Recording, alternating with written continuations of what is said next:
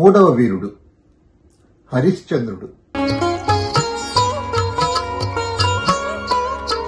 సత్యవీరుడతడు సరిలేరు పోల్సంగా, సూర్యవంశమునకు శోభ తెచ్చే. సత్యవీరుడతడు సరిలేరు పోల్సంగా, సూర్యవంశమునకు శోభ తెచ్చే.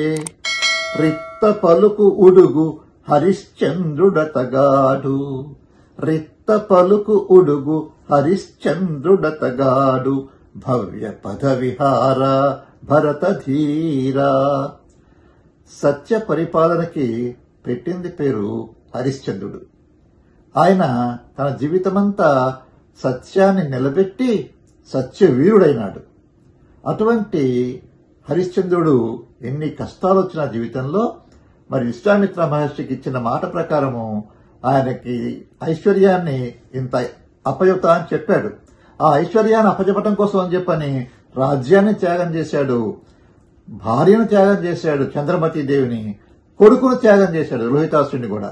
చివరికి తనే అమ్ముకొని వీరబాహు అనేటువంటి ఆయనకు తాను వీరదాసులుగా ఉండి ఆయన వారణాసిలో తనే అమ్ముకున్నాడు అనమాట ఆ వీరబాహుకి. అట్లా సత్యం కోసం అంత కష్టపడ్డాడు. సత్యం కోసము తన భార్యను వధించడం కోసం కూడా ఆయన సిద్ధపడ్డాడు మహారాజు యొక్క ఆజ్ఞ ప్రకారం. అందువల్ల అటువంటి చివరికి అందరి మెప్పు పొందాడు. పార్వతీ పరమేశ్వరులు ఆయనకు ప్రత్యక్షమై ఆయన కష్టాలన్నీ పోగొట్టి సత్యవాక్యానికి ప్రతీక నీవవుతావయ్యా, తరతరాలకు కూడా నిన్ను మించిన వాళ్ళు ఇంకోళ్ళు లేరు సత్యవాక్య పరిపాలనలో అని చెప్పని మెచ్చుకుంటారు.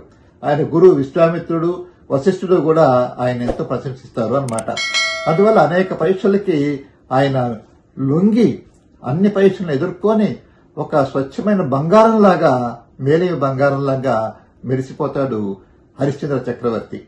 అందువల్ల సత్యవీరుడతడు సరిలేరు పోల్సంగా, సూర్యవంశమునకు శోభ తెచ్చే.